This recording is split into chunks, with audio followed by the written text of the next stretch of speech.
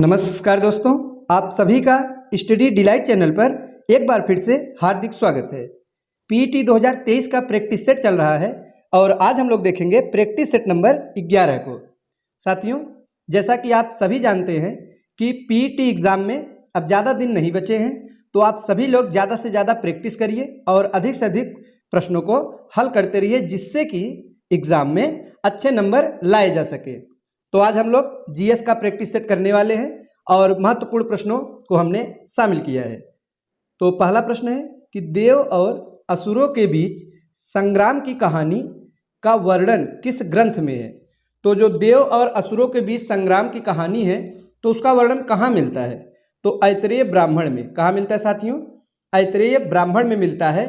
और ऐतरेय ब्राह्मण किस वेद का ब्राह्मण है? तो ये भी प्रश्न आप लोग जानते रहिएगा, ऋग्वेद का ब्राह्मण है। तो आपका यहाँ पर दो प्रश्न तैयार हो रहा है। एक तो देव और असुरों के बीच संघर्ष जो हुआ था, संग्राम हुआ था, उसका वर्णन ऐतरेय ब्राह्मण में मिलता है। दूसरा कि ऐतरेय जो ब्राह्मण है वो ऋग्वेद का ब्राह्मण है। इसके साथ ही साथ ऋग्वेद के दो ब्राह्मण ग्रंथ है साथियों, ऐतरेय और कौशितकी। दोनों के बारे में आप जानते रहिएगा, परीक्षा में प्रश्न प्रायः पूछे जाते हैं। और इसका एक ट्रिक है, एक जो ऋग्वेद है वो पहला वेद है, यानी कि एक नंबर पर आता है। तो ए से हो गया ऐतरेय, क से हो गया कौशितकी। ये दोनों ब्राह्मण ग्रंथों के बारे में भी आप जानते रहिएगा। नेक्स्ट है, निम्नलिखित कथनों पर विचार कीजिए। तो दो कथन दिए गए हैं, आइए देखते हैं कौन सा सही कौन सा गलत है। पहला है कि जैन धर्म में कृषि एवं युद्ध दोनों का निषेध है। साथियों, पहला कथन हमारा सही है, युद्ध का निषेध करता है जैन धर्म। और दूसरा कथन है कि जैन मठ को बसदि कहते हैं। तो बताइए क्या ये सही है या गलत है? तो साथियों, यह भी हमारा कथन बिल्कुल सही है। तो इस प्रश्न का जो सही जवाब होगा वो है ऑप्शन नंबर सी, यानी 1 व 2 उपर्युक्त दोनों कथन बिल्कुल सही हैं। आइए देखते हैं अगला प्रश्न। कुक्कुटाराम विहार का निर्माण किस मौर्य राजा ने कराया था? महत्वपूर्ण प्रश्न है। एक विहार है जिसका नाम है कुक्कुटाराम विहार, किसने निर्माण कराया? तो सम्राट अशोक ने। साथियों, सही जवाब है ऑप्शन नंबर सी, अशोक ने पाटलिपुत्र में अशोकाराम विहार एवं कुक्कुटाराम विहार का निर्माण करा। दोनों के बारे में आप जानते रहिएगा, कुक्कुटाराम तो है ही, इसके साथ ही साथ अशोकाराम विहार भी है जिसका निर्माण पाटलिपुत्र में अशोक ने करवाया था। और कुक्कुटाराम विहार को 100 करोड़ स्वर्ण मोहर देने का संकल्प भी लिया था। अगला प्रश्न है कि किस अभिलेख से यह ज्ञात होता है कि स्कंदगुप्त ने हूणों को पराजित किया था? बताइए। तो स्कंदगुप्त ने हूणों को पराजित किया था, ये तो आप सभी जानते होंगे, लेकिन यह कहाँ मिलता है, वर्णित कहाँ है? तो भीतरी स्तंभ लेख से पता चलता है। सही जवाब होगा ऑप्शन नंबर डी, भीतरी स्तंभ लेख, जो कि कहाँ पे स्थित है? तो उत्तर प्रदेश में। कहाँ साथियों? उत्तर प्रदेश का एक जिला है और उस जिले का नाम है गाजीपुर। तो उत्तर प्रदेश के गाजीपुर जिले में जो भीतरी स्तंभ लेख है, इसी से यह पता चलता है कि स्कंदगुप्त ने हूणों को पराजित किया था। और साथियों, इसी अभिलेख में विष्णु मंदिर निर्माण हेतु एक गांव को अनुदान के रूप में देने का भी उल्लेख मिलता है। अगला प्रश्न है कि देवपारा प्रशस्ति का संबंध किस राजवंश से है? बताइए। तो सेन वंश से। किससे साथियों? सेन वंश। सेन राजवंश एक हिंदू राजवंश था जिसने बंगाल पर 1 शताब्दी से अधिक समय तक शासन किया। साथियों, अगर सेन वंश के संस्थापक की बात की जाए तो जानते रहिएगा, विजय सेन संस्थापक थे। कौन थे साथियों? विजय सेन सेन वंश के संस्थापक थे। और देवपारा प्रशस्ति का जो संबंध है वो इसी राजवंश से है। आइए देखते हैं अगला प्रश्न। अलाउद्दीन खिलजी के दक्षिण के अभियानों के संदर्भ में निम्न कथनों पर विचार कीजिए। तो मध्यकालीन भारतीय इतिहास से संबंधित प्रश्न पूछा गया है। अलाउद्दीन खिलजी, जो कि खिलजी वंश का एक प्रतापी सम्राट था, तो इसके दक्षिण के अभियान से संबंधित 3 कथन दिए हैं। तो आइए देखते हैं कौन सा सही है। पहला है कि इसकी दक्षिण विजय का उद्देश्य धन एवं विजय की लालसा थी। बिल्कुल सही है। जो अलाउद्दीन दक्षिण अभियान इसने चलाया था, तो उद्देश्य क्या था? तो उद्देश्य था साथियों कि अधिक से अधिक धन को लूटा जाए और विजय वहां पे प्राप्त किया जाए। दूसरा है कि अभियान के दौरान देवगिरी का शासक रामचंद्र देव था। यह भी सही है। तो उस समय जो देवगिरी का शासक था वो कोई और नहीं बल्कि रामचंद्र देव ही था। और देवगिरी का विजय अभियान मलिक काफूर ने संपन्न किया था। तो ये कथन भी हमारा सही है, मलिक काफूर को ही अलाउद्दीन ने भेजा था, इसीलिए देवगिरी का जो विजय अभियान है उसे पूरा किया था। तो कौन कौन सा सही है साथियों? तीनों सही है। तो हमारा सही जवाब क्या होगा? ऑप्शन नंबर डी, 1, 2 व 3। उपरयुक्त तीनों कथन हमारे बिल्कुल सही हैं। अब हम देखेंगे अगला प्रश्न, और आगे है कि किस सूफी संत ने प्रसिद्ध स्वर्ण मंदिर हरमिंदर साहब की नींव रखी थी? तो साथियों, पंजाब के अमृतसर में स्वर्ण मंदिर यानी गोल्डन टेम्पल है, आप सभी जानते होंगे। लेकिन हमें यहाँ पे ये बताना है कि इसकी नींव किसने रखी थी, किस सूफी संत ने इसकी नींव रखी थी? तो मियाँ मीर ने। सही जवाब होगा ऑप्शन नंबर सी। साथियों, इसकी जो नींव रखी गई थी वो मियाँ मीर ने ही रखी थी। अगला प्रश्न है, कृष्णदेव राय ने हम्पी में 1000 राम मंदिर बनवाया था, यह किस राज्य में स्थित है ये बताना है। तो साथियों, ये जो मंदिर है ये कर्नाटका में स्थित है। सही जवाब होगा ऑप्शन नंबर ए, 1000 राम मंदिर हम्पी के प्रसिद्ध हिंदू धार्मिक स्थलों में से एक है। और यह किस देवता को समर्पित है? तो भगवान विष्णु को समर्पित है। और कहाँ पे? कर्नाटक राज्य में स्थित है। आगे है कि निम्नलिखित सुल्तानों में से किसको अबला बाबा या फिर निर्धनों का मित्र कहा जाता है?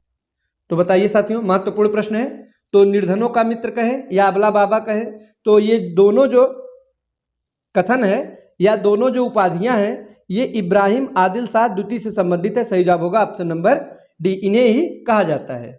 अब हम देखेंगे अगला प्रश्न। तो आगे है साथियों, ईस्ट इंडिया कंपनी से संबंधित प्रश्न पूछा गया है। और प्रश्न ये है कि ईस्ट इंडिया कंपनी को governor and company of merchants of London trading to the East India के नाम से तो जाना ही जाता है, इसके अतिरिक्त और किस लोकप्रिय नाम से पुकारा जाता था? तो हमें ईस्ट इंडिया कंपनी का नाम बताना है। एक तो ये जो दिया गया है ये नाम हो गया, दूसरा कौन सा नाम है साथियों? तो वो है जॉन कंपनी। सही जवाब होगा ऑप्शन नंबर बी। तो प्रश्न महत्वपूर्ण है, तो परीक्षा में पूछा जा सकता है, तो आप लोग जरूर जानते रहिएगा। ईस्ट इंडिया कंपनी को जॉन कंपनी के नाम से भी जाना जाता है। क्यों? क्योंकि जो इसके संस्थापक सदस्य थे इनमें से एक जॉन वाट्स भी था, इसी के नाम पर जॉन कंपनी भी इसे पुकारा जाने लगा था। आइए देखते हैं अगला प्रश्न। निम्नलिखित में से किस आयोग की सिफारिश पर मुख्य रूप से प्राथमिक शिक्षा के प्रसार की बात की गई?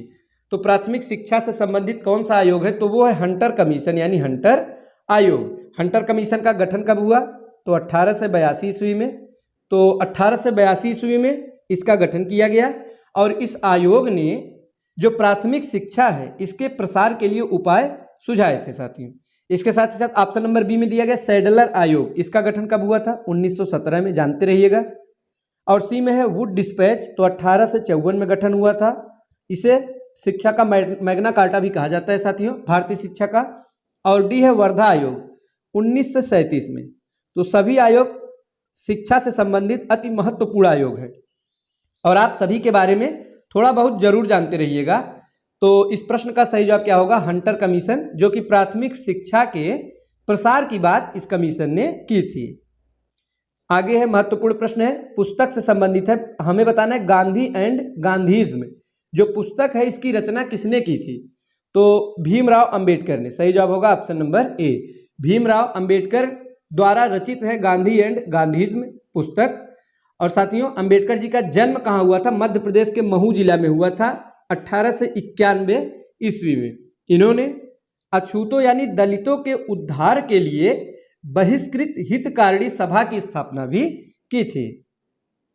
अब हम देखेंगे अगला प्रश्न, व्हिटले कमीशन किससे संबंधित है? बताइए, जो व्हिटले आयोग या व्हिटले कमीशन है यह किससे संबंधित? साथियों, मजदूरों की समस्या समाधान के लिए इस आयोग का गठन किया गया था।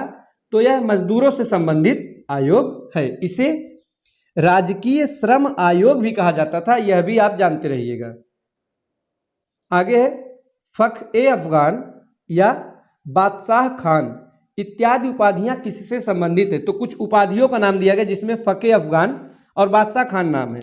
तो ये सभी उपाधियां खान अब्दुल गफ्फार खान से संबंधित है। सही जवाब होगा ऑप्शन नंबर ए। इसके साथ ही साथ खान अब्दुल गफ्फार खान की जो सबसे प्रसिद्ध उपाधि है वो है सीमांत गांधी। बहुत बार परीक्षा में पूछा गया साथियों, फ्रंटियर गांधी, सीमांत गांधी किसे कहा जाता है? तो खान अब्दुल गफ्फार खां को ही सीमांत गांधी कहा जाता है।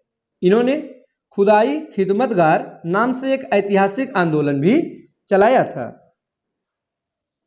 नेक्स्ट है, आजाद हिंद फौज के गिरफ्तार सैनिकों एवं अधिकारियों को लाल किले मुकदमे से बचाने के लिए कांग्रेस द्वारा गठित आजाद हिंद फौज बचाव समिति में कौन शामिल नहीं था? बताइए कौन नहीं शामिल था? तो सरदार वल्लभ भाई पटेल। सही जवाब होगा ऑप्शन नंबर डी। तो गिरफ्तार सैनिकों एवं अधिकारियों पर अंग्रेज सरकार ने दिल्ली के लाल किले में 1945 ईस्वी में मुकदमे चलाए थे। साथियों इसमें कौन नहीं शामिल था? तो सरदार वल्लभ भाई पटेल। नेक्स्ट है कि निम्नलिखित में से किस नेता ने भारत के विभाजन को एक विश्वासघात पूर्ण कार्य कहा था? बताइए यह किसने कहा था? तो ये जो कथन है यह अबुल कलाम आजाद जी ने कहा था। सही जवाब होगा ऑप्शन नंबर ए।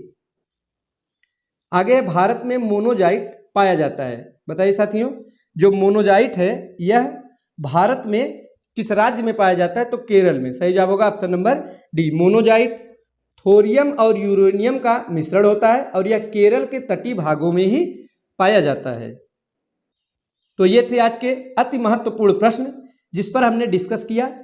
तो अगले प्रैक्टिस सेट में हम कुछ और महत्वपूर्ण प्रश्नों पर डिस्कस करेंगे। तो आज के लिए बस इतना ही। धन्यवाद।